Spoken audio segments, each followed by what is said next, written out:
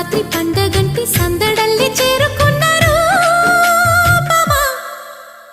అల్లం నేరేడు కళ్ళ దానా